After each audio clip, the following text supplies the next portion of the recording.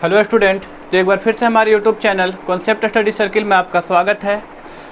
तो आज के वीडियो में हम देखेंगे विद्युत शक्ति। तो हमारा जो चैप्टर चल रहा था विद्युत धारा यानी करंट इलेक्ट्रिसिटी, ये इस चैप्टर का पार्ट 7 वीडियो होगा। इससे पहले पार्ट 6 वीडियो अपलोड कर दिया गया है। अगर आप नहीं देखे हैं तो लिंक नीचे डिस्क्रिप्शन में दे दिया गया है, वहाँ से आप देख सकते हैं। तो आज का हमारा टॉपिक होगा विद्युत शक्ति यानी इलेक्ट्रिक पावर। तो क्या होगा विद्युत शक्ति, देखते हैं इसका परिभाषा क्या होगा। तो किसी विद्युत परिपथ में विद्युत ऊर्जा के व्यय की दर को क्या कहते हैं, विद्युत शक्ति कहते हैं। कोई भी विद्युत परिपथ होगा तो उस विद्युत परिपथ में जो विद्युत ऊर्जा है उस विद्युत ऊर्जा के व्यय की दर को क्या कहेंगे, विद्युत शक्ति कहते हैं। या फिर इसे ऐसे भी परिभाषित कर सकते हैं कि किसी चालक में आवेश के प्रवाह के कारण एकांक समय में किए गए कार्य को क्या कहेंगे, विद्युत शक्ति कहते हैं। विद्युत शक्ति को किससे सूचित करेंगे, P से सूचित करेंगे। देखते हैं यहाँ पे इसका सूत्र क्या मिलेगा। मान लेते हैं कि कोई चालक है AB, कोई चालक क्या है AB। इस चालक में कितना आवेश प्रवाहित हो रहा है, Q आवेश। लिख देते हैं यहाँ पे कि माना AB कोई चालक है, AB क्या है, कोई चालक है जिसमें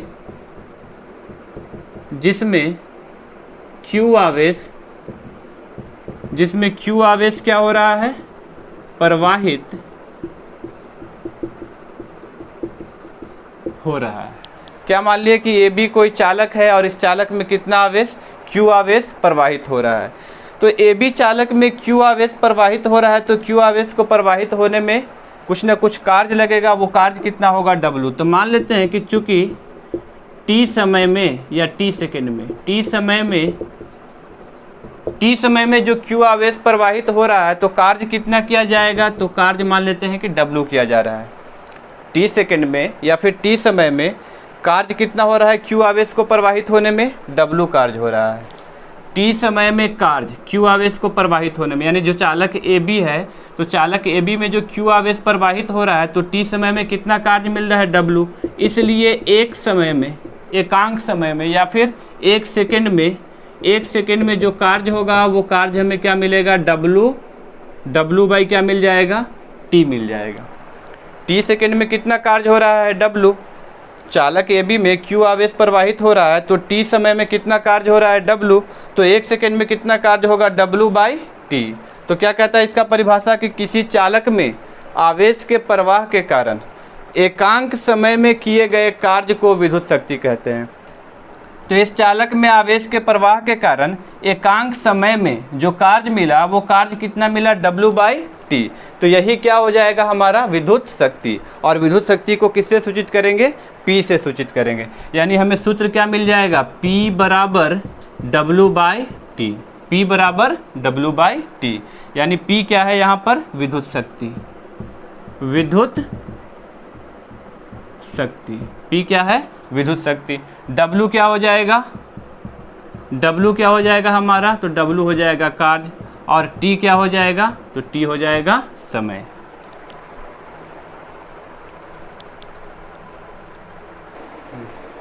तो विद्युत शक्ति का फॉर्मूला क्या मिला हमें, P equal to W by T। ठीक है। पिछला वीडियो में हम देखे थे विद्युत ऊष्मा। पिछला वीडियो में क्या देखे थे, विद्युत ऊष्मा। विद्युत ऊष्मा में क्या बताया गया था,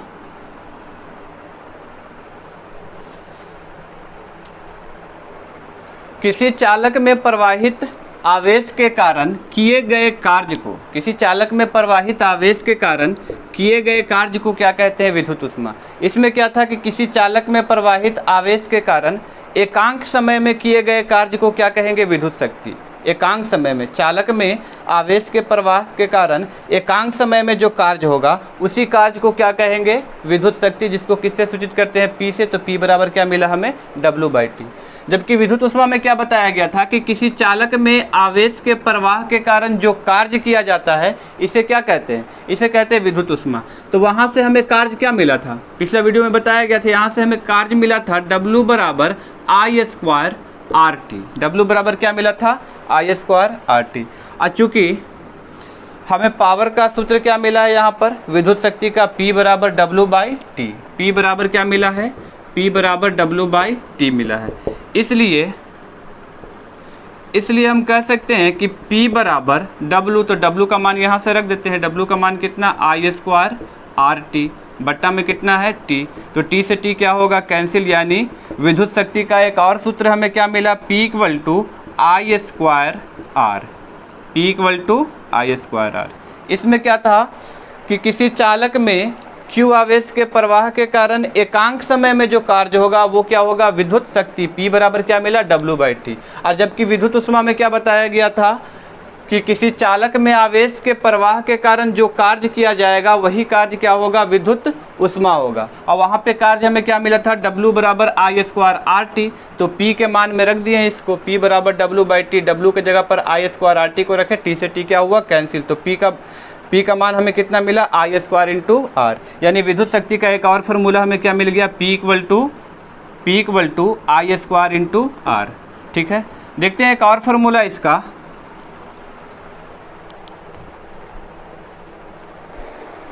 अब देखते हैं ओम के नियम से, बाय ओम्स लॉ।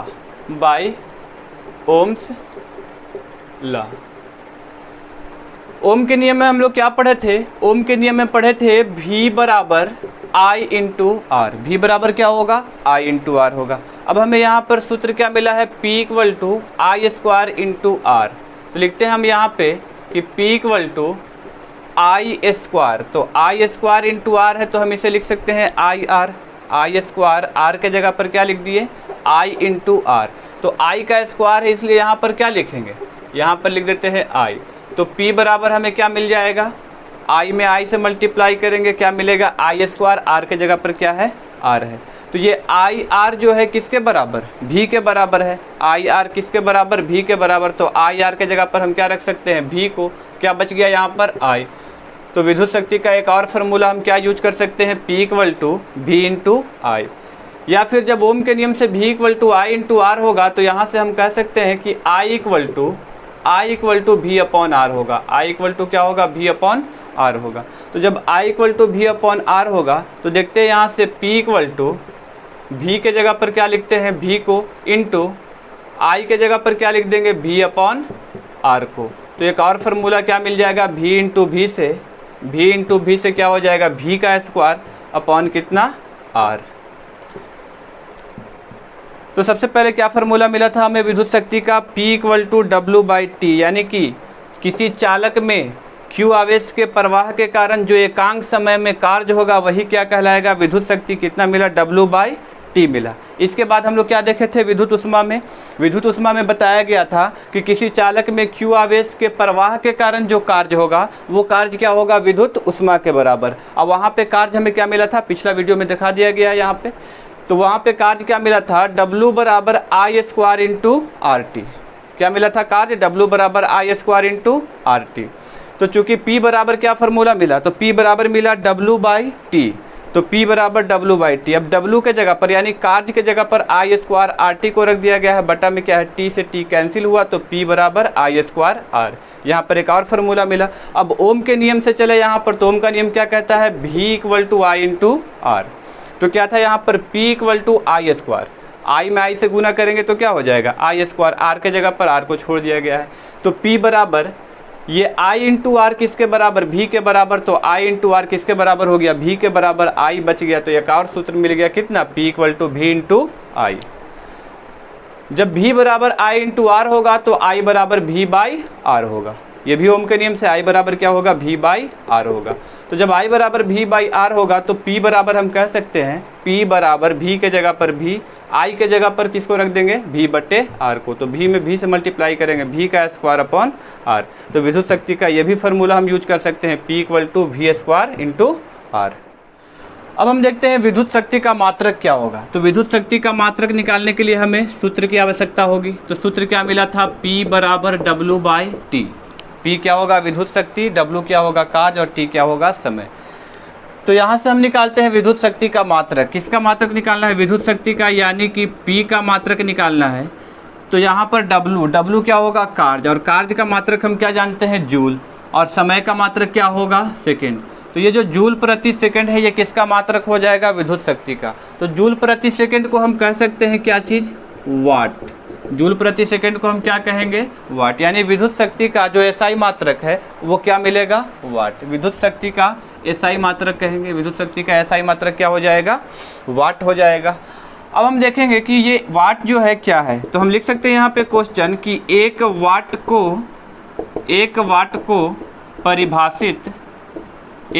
को परिभाषित करें। देखते हैं क्या है एक वाट। तो चूंकि P बराबर क्या मिला हमें? W/T। विद्युत शक्ति P बराबर क्या है? W/T है। अब हम क्या करते हैं कि T के जगह पर पुट कर लेते हैं, T के जगह पर कितना? 1 सेकेंड, और कार्य के जगह पर कितना? 1 जूल। T के जगह पर कितना ले लिए? 1 सेकेंड, और जो W है कार्य जिसके जगह पर क्या ले लिए? 1 जूल।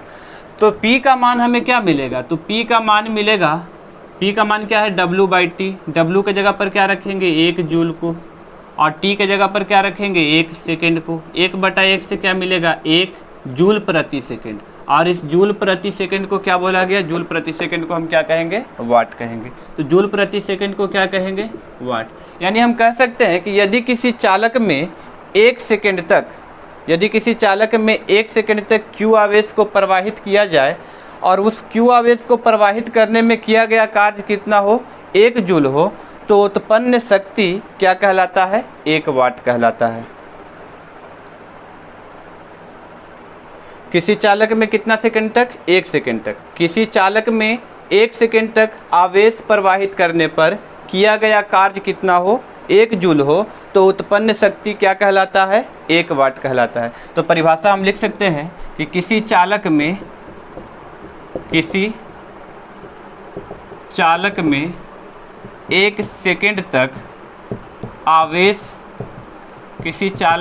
सेकंड तक आवेश प्रवाहित करने पर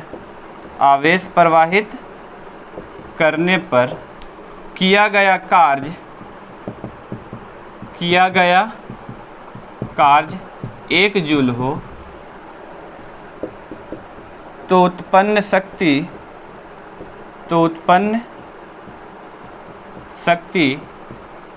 1 वाट कहलाता है। अब हम देखते हैं विद्युत शक्ति का विमा क्या होगा। तो विमा के लिए भी पहले सूत्र को लेना होगा। सूत्र क्या मिला विद्युत शक्ति का? P = W/T। P बराबर W/T। विद्युत शक्ति बराबर कार्य बटा क्या होता है? समय होता है। तो इस P का क्या निकालना है? विमा निकालना है, यानी कि डायमेंशन निकालना है। तो कार्य का विमा हम पहले निकाल चुके हैं, mL² T⁻² होगा, और समय का विमा क्या होगा? T होगा। विमा को बड़ी कोष्ठ के अंदर लिखते हैं। m के जगह पर क्या लिखेंगे? m को लिखेंगे, L² के जगह पर L² को लिखेंगे, T⁻²। यहाँ पे पावर 1 है, जब ये ऊपर जाएगा तो -1 हो जाएगा, और -2 के साथ मिलकर के T का पावर क्या बना देगा? -3। तो हम कह सकते हैं mL2 T-3। ये होगा विद्युत शक्ति का विमा। तो देखते हैं विद्युत शक्ति का कुछ अन्य मात्रक। अब देखेंगे other unit of electric power, यानी विद्युत शक्ति के कुछ अन्य मात्रक। तो विद्युत शक्ति का फॉर्मूला क्या है हमारे पास? P बराबर W/T। विद्युत शक्ति का फॉर्मूला है P बराबर W/T। अब क्या करेंगे? इसे Q से मल्टीप्लाई करते हैं और Q से डिवाइड करते हैं। Q क्या होगा यहाँ पर? तो Q आवेश होगा। ठीक है। P बराबर W/T हमें पावर का सूत्र मिला था, इलेक्ट्रिक पावर का, यानी विद्युत शक्ति का P बराबर W/T। हम क्या किए? ऊपर और नीचे Q से गुना कर दिए, यानी आवेश से गुना कर दिए। तो हम लिख सकते हैं यहाँ पर P बराबर W बट्टा में क्या लिखेंगे? Q इंटू ऊपर में Q रहने देते हैं और बट्टा में क्या कर देते हैं? T कर देते हैं। तो P बराबर क्या हो जाएगा? W/Q। तो विभव का फॉर्मूला क्या था? V बराबर W/Q। V बराबर क्या होता है? W/Q। तो W/Q के जगह पर हम क्या लिख सकते हैं? V को, यानी विभव और विभवांतर चैप्टर में पढ़ा गया है। V बराबर क्या होगा? W/Q होगा। अब इसके बाद क्या है? Q/T। तो Q/T क्या होता है? विद्युत धारा का सूत्र I बराबर Q/T।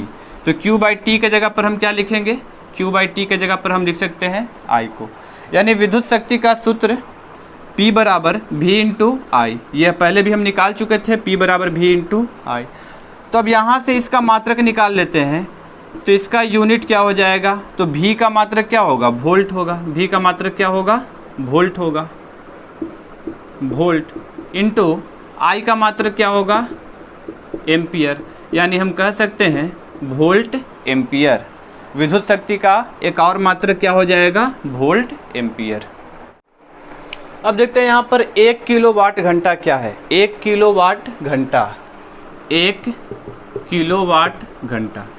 तो हम कहेंगे कि यदि 1000 वाट के किसी विद्युत उपकरण को 1 घंटे तक चलाया जाए तो परिपथ में 1 किलोवाट घंटा विद्युत ऊर्जा का उपयोग होता है।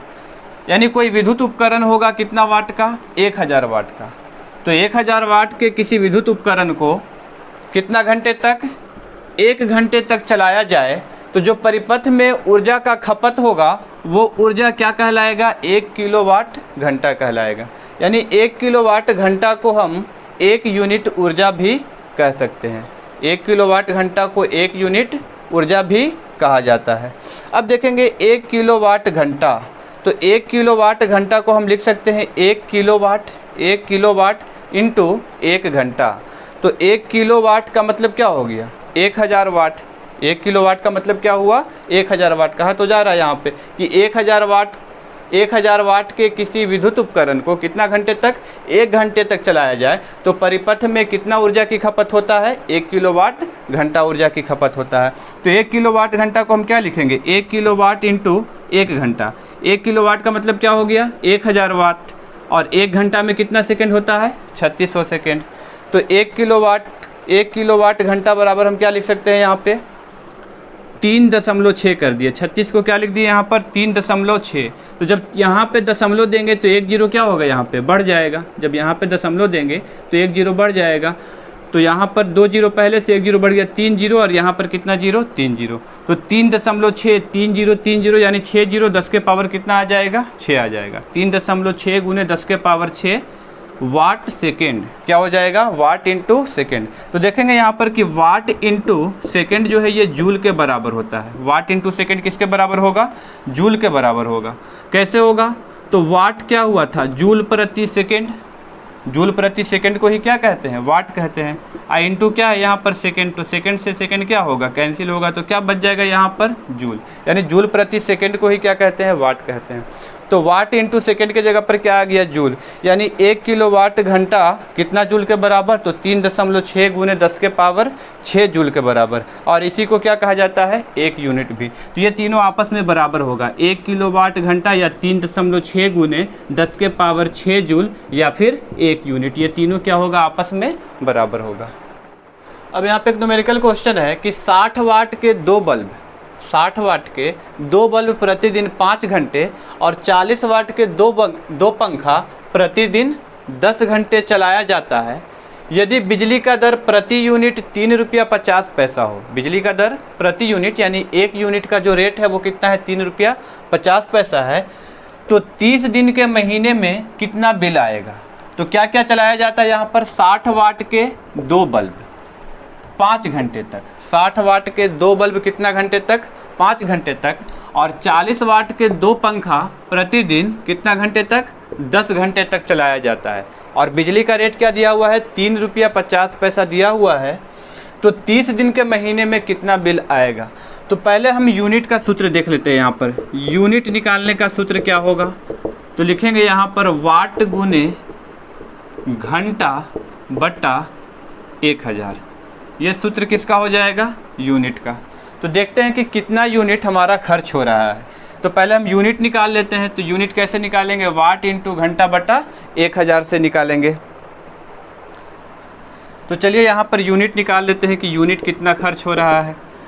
तो वाट कितना, वाट 60 वाट, कितना वाट, 60 वाट। वाट गुने घंटा है तो 60 वाट के 2 बल्ब हैं यानी 120 वाट हो जाएगा। तो 60 वाट के 2 बल्ब हैं तो क्या लिखेंगे, 60 गुना 2 इंटू घंटा। तो प्रतिदिन 5 घंटे चलाया जाता है। तो 60 वाट के 2 बल्ब प्रतिदिन 5 घंटे। और जलाया जाता है क्या चीज़, पंखा चलाया जाता है। तो और है तो यहाँ पे जोड़ देंगे, और रहेगा तो और जोड़ देंगे। तो यहाँ पर प्लस का साइन देंगे। उसके बाद 40 वाट के 2 पंखा, 40 वाट के कितना पंखा? 2 पंखा। प्रतिदिन कितना? 10 घंटे तक। तो क्या लिखेंगे यहाँ पर? 10 बट्टा में क्या हो जाएगा हमारा?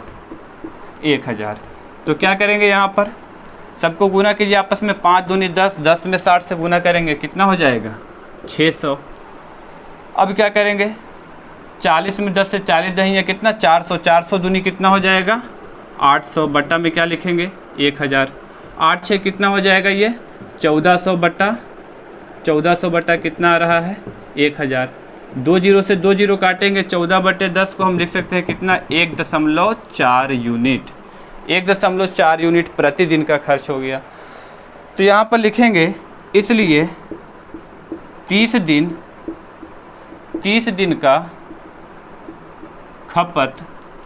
का खपत किस में निकालेंगे हम? यूनिट में। तो एक दिन का खपत कितना हो गया? 1.4। तो 1.4 गुने 30 कर देते हैं तो कितना हो जाएगा ये? 42 यूनिट हो जाएगा हमारा। 1.4 में 30 से गुना करेंगे तो क्या हो जाएगा? 42 यूनिट। यानी कि 30 दिन में जो बिजली का खपत हुआ वो कितना हुआ? 42 यूनिट। इसलिए दर हमारा क्या हो जाएगा? तो कितना है रेट? 3 रुपया 50 पैसा प्रति यूनिट। क्या किया यहाँ पर? यूनिट का फार्मूला लगाया था, वाट इंटू घंटा बटा 1000। तो यूनिट हमें कितना निकल के आया था प्रतिदिन का? प्रतिदिन 1.4 यूनिट का खपत था। तो प्रतिदिन 1.4 यूनिट। तो 30 दिन का खपत कितना हो जाएगा? 1.4 में 30 से गुना किया, 42 यूनिट। अब यहाँ पे दर निकाल लेते हैं, तो दर क्या हो जाएगा? तो रेट है 3 रुपया 50 पैसा। 3 रुपया 50 पैसा में किससे गुना कर देंगे? 42 से गुना कर देंगे। तो जब 42 से गुना करेंगे तो ये कितना आ जाएगा? ये गुना करके आएगा 147 रुपया। 147 रुपया ये हमारा आंसर होगा। नोट में हम लिख लेंगे कि यांत्रिक कार्यों के लिए जो शक्ति का मात्रक होता है उसे हम क्या यूज करेंगे? अश्व शक्ति। यांत्रिक कार्य के लिए शक्ति का मात्रक क्या होगा? अश्व शक्ति यानी हॉर्स पावर। और 1 हॉर्स पावर कितना वाट के बराबर होता है? तो 1 हॉर्स पावर जो है 746 वाट के बराबर होता है। तो आज के वीडियो में बस इतना ही, फिर मिलते हैं नेक्स्ट वीडियो।